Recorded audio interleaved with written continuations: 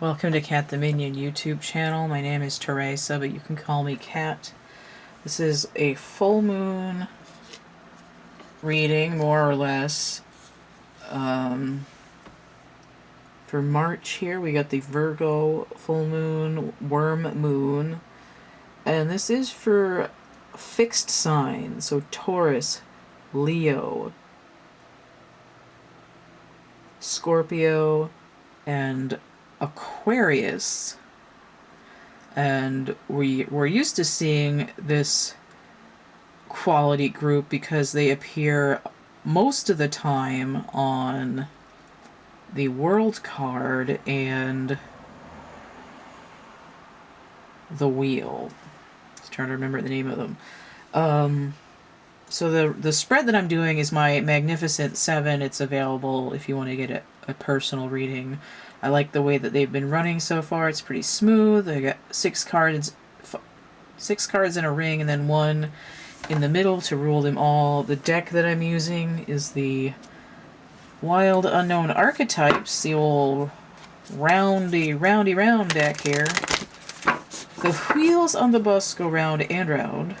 Speaking of bus, in the town that I live, we're part of a regional school district that I graduated from eons ago now. And the school buses have been stored for years and years and years, like during the day when they're not running and vacation and stuff, in this parking lot next to this place that has like I don't know, like a natural gas or whatever, but there's like a little private gas station and a machine shop, and it exploded a couple weeks ago, and now they can't use the buses, so the buses from other towns have had to reschedule to drive the kids in there and everything, because I guess they have to clean them and check them and all that stuff. Luckily it was during a vacation week, so nobody was going to go near there anyway. There's huge billowing clouds of gray smoke drifting up over the trees, and there's like 7 fire engines from surrounding towns and a couple of other stuff, ambulance and whatever. It was crazy sauce. We had the road blocked off all day and the next day too. So what was I talking about? Oh, the buses. The wheels on the bus may or may not go round and round depending on whether it's safe or not to put people on them. Let's put it that way.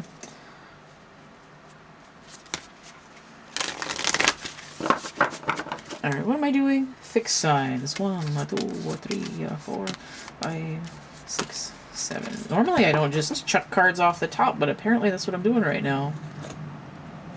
Okay.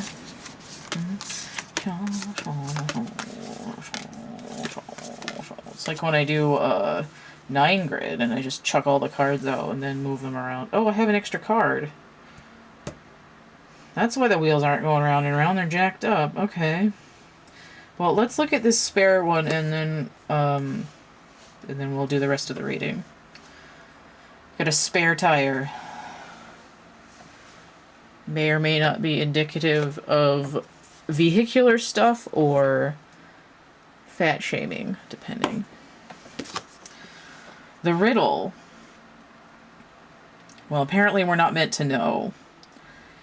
So the riddle has to do with, you know, working on a problem for a long time, but it's not always the solving, the solution that's the goal. Some of it's actually the journey. It's not the destination, it's the friends you made along the way. This also looks entirely like a wormhole to me right now, which is what? The worm moon. We have an enigma here. Riddle me this, Batman. So we'll have to keep that in mind, but that's not the main part of the reading. That's just the spare tire. Alright. Let's find out what the main portion of the reading is. Is that... Oh, I gotta move the fucking camera. Hold on. I hope the riddle was in the frame. Tom Riddle. Moldivore. We got one of those guys right now being a total douche. Killing people because the country next door was making him look bad. What an asshole. Okay. The nectar.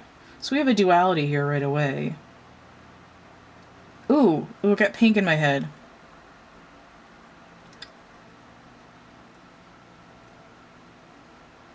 Oh, I drank your poison because it tasted like wine, but there's another song where she's singing, like, we opened up the wine, but we should have drank it down while it was still sweet. Because they left it out too long and it got sour. I can't remember the exact lyrics. Like a fermentation. And a duality. This looks like a chakra opening up.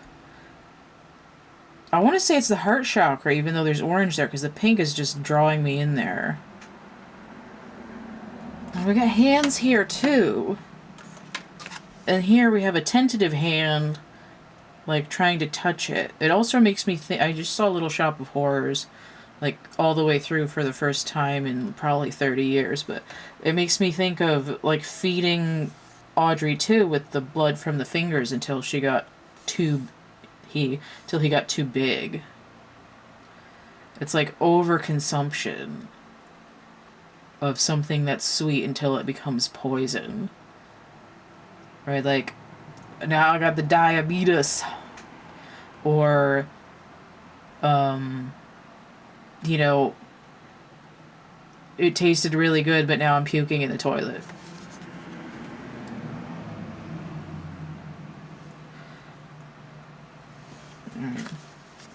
The Vision. I'm not going to worry that these cards are inverted. I did like a rotated reading with these, but I'm not all the way there yet. So, we've got hands again.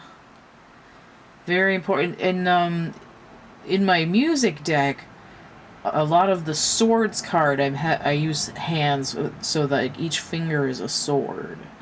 So there could be a lot of overthinking here, which sounds a lot like Aquarius. The Vision. So this is about dreaming. We have a vision of the mountain, but we have it's like we're going through the wormhole, the gateway. These owls remind me of the owls in the Lenormand. It's like messages coming in, like like Morse code message coming in from the universe. And it's also like a riddle, like a code. Like not being able to crack the code. This over here looks like a record. Like a vinyl record. It's like I have to get in the groove. And look, it's also... I said the wheels on the bus. This is like checking the tread width with a coin to see if we need to get new tires. Which is probably why there's a spare tire. Looks at a tire tread here.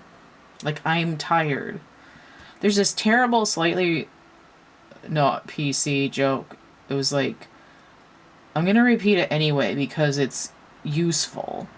But just keep in mind that there's a warning here that this is not PC and probably offensive.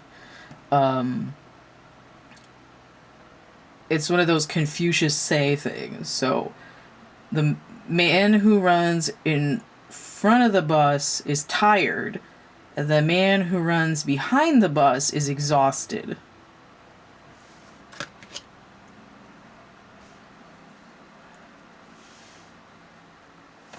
I changed the wording a little bit to make it sound less racist. Okay. So we have the Lover. So even though this is number 17 in this deck, the Lovers is card number 6, which is what this year is. A 222 is a 6 year. The 17 here breaks down to an 8. Which is usually strength or justice. You notice that this swan has this pearl like inside its neck thing here. And it makes me feel like I'm choking on something. But this, right, it's like I'm gagging on a situation. It's like grit. Like I'm choking on the grit. But somehow I'm managing to make a pearl. how it begins, that's the riddle right there. And this sort of eyeball thing in the middle might be a pearl too. Again, look at this, like, radiation. Like, a little bit of sun radiation feels good, but too much is Cancer. The Pilgrim. Okay, so this is like being on a journey also, but here it's sort of almost spiritual. I see this mountain idea again, this eyeball idea again, and more hands. This doesn't have hands, but there's a wing there. I just heard spread your wings and fly.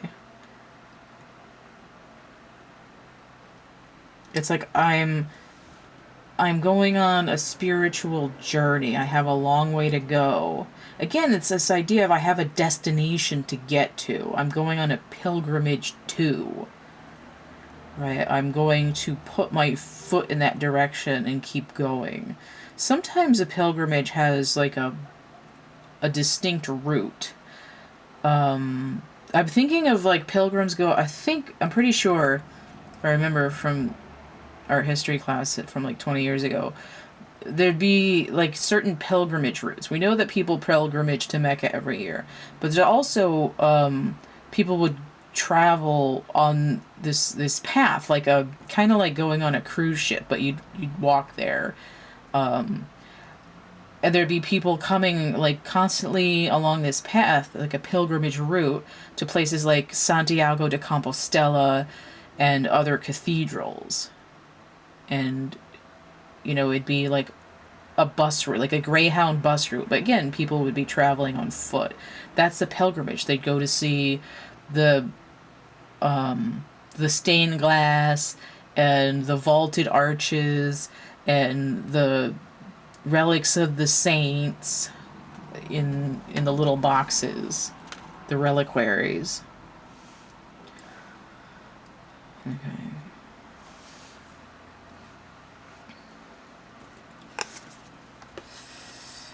The comic. Again with these rays coming out. This is giving me like the sad tears of the clown. It's all, I mean, also reminds me of the current situation in Eastern Europe because the resistance leader was a comedian. The there's like different cat eyes from a different cat underneath this. It can be like a mask, but it can also be this idea of being able to flip a situation by changing the perspective, of being able to criticize things with the art of humor, to intentionally attack absurdity in order to crack light into it, to expand light into it, to crack it open. It's a little bit like Why So Serious, but it's like the trick to life is to not take things so seriously. There's also a thing too, like if you become too exhausted, if you're too tired, if you're too worn out, there comes a point where like more shit dumped on you can become so ridiculous that it becomes comedic. You know, it's like when you can't cry anymore, the only reaction left is either like complete annihilation or laughter. It's kind of like the sunrise on the worst day ever. Hopefully that's making sense. It can, again, it's like it's like too much can be toxic. Too much of the funny can be sickening. Like, oh, is everything a joke to you? Right? It's like a garnish. It's a relief, a release. It's the pearl from the grit. But again, this idea like, oh, if everything is a joke and you ridicule certain things that at inappropriate timing, then it becomes goes from comic to toxic. You know, and it's sort of like the Riddler, right? The Riddler makes everything into a joke, even though he's actively being toxic.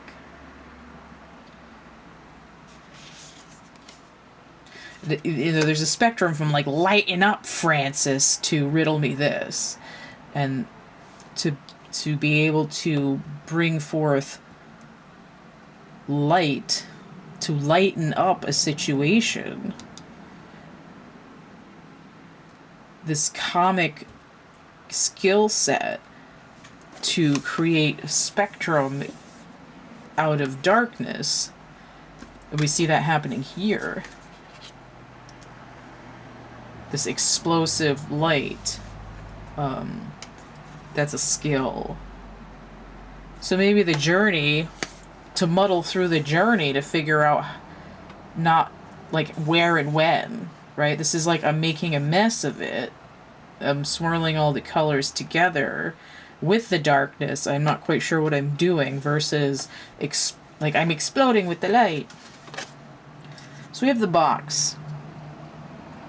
Okay.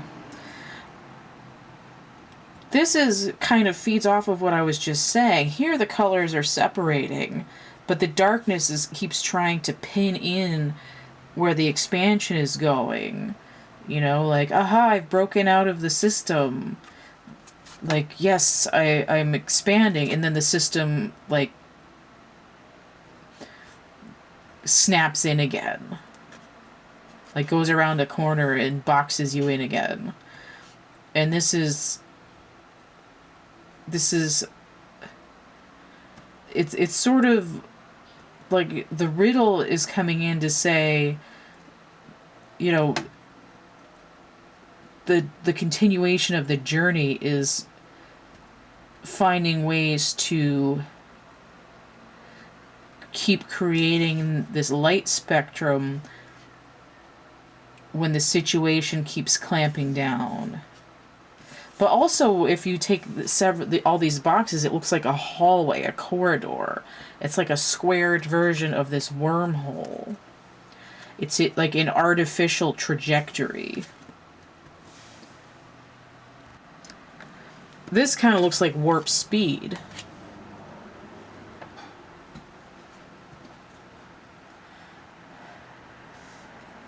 So there's something going on between the comic and the lover. 17 and 26. Right, we see there's a balance of 1 going up to 2 while 7 goes down to 6. I'm trying to recalibrate. It looks like the ultimate balance is 5-5. And we've got something 4-4 here that's trying to pretend like it is the vision, but it's a narrow version of the vision, right? There's borders here. It's a limited scope.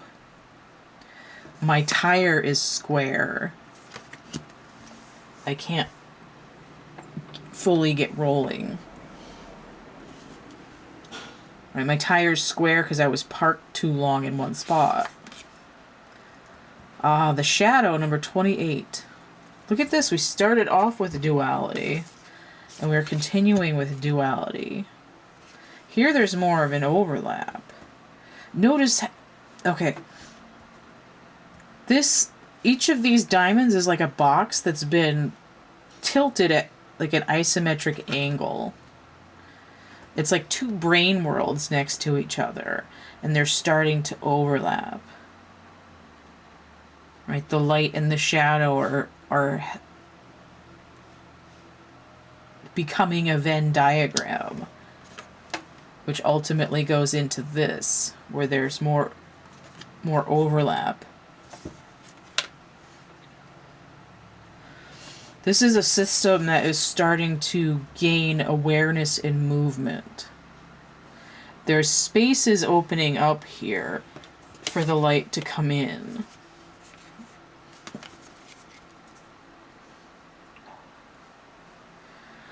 This is like, if you keep boxing me in on this rhombus here, I'm going to take a wormhole and travel to the next rhombus to keep moving, to hold the vision.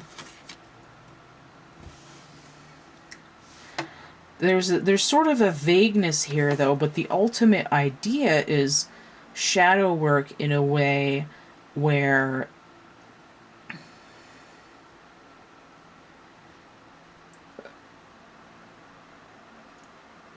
it's like you can it's not really becoming one with the darkness, it's understanding the limitations of the shadow. It's a bit like the concept of squaring the circle, which leads to exponential growth. It's something that's going on at the pyramids of Giza also. And notice too, there's two large pyramids, essentially, and then the smaller one, which could be an overlap, even though they're laid out in the Orion belt pattern, so they're not like this. But there's this idea of the frequency there.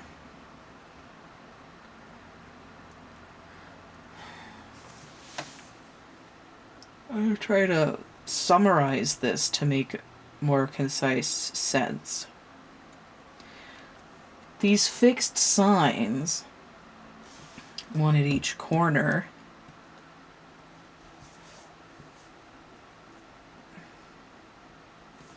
and squaring the circle, and being part of the wheel and the world card, it looks like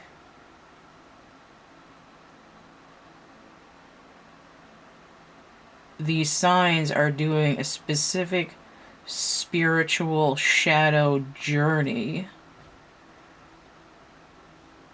to temper this sort of overrunning shadow that keeps boxing the light in. It's like a multi-level chess game. And I think these signs are figuring out that if you treat the situation as ridiculous, it opens up this heart-centered, like, neuron pack that can come up with ideas that a pure material world-based analytical thought method would not be able to come up with. There's it's like a freeing the mind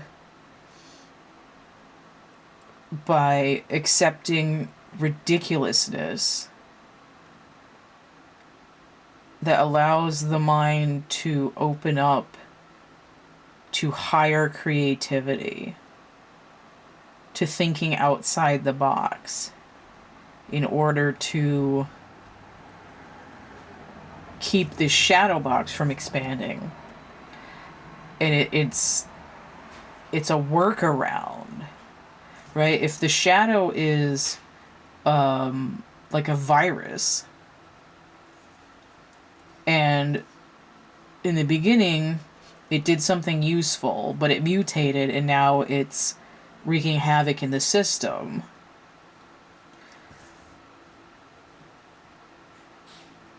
the regular antivirus programs aren't working, so now we have to open up this can of worms, the worm moon, right?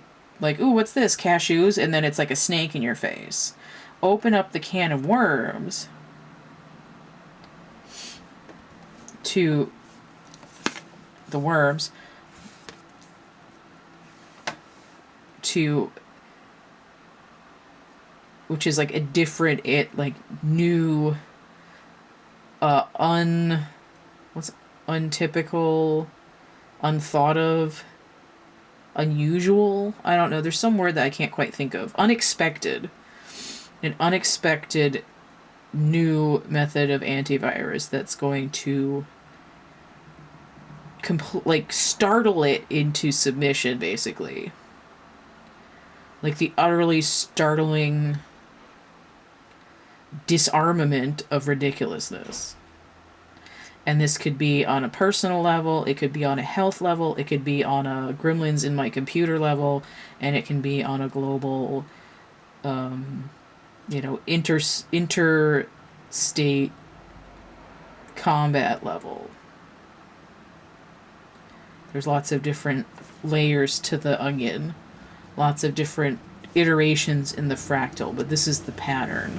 So this is what the cardinal signs are working on, not the cardinal, what the fixed signs are working on in terms of what's going on in this full moon is more of a taking one for the team for humanity versus what was going on for the cardinal and the mutable. I think the mutable was the one that was like a love reading, and the cardinal ones was about energy distortion. And I think that they all stack up nicely into a unified whole. Like, this is one doing the, shaking up my energy till I can't focus. These ones are, getting my head out of my ass in terms of emotional flow. And this is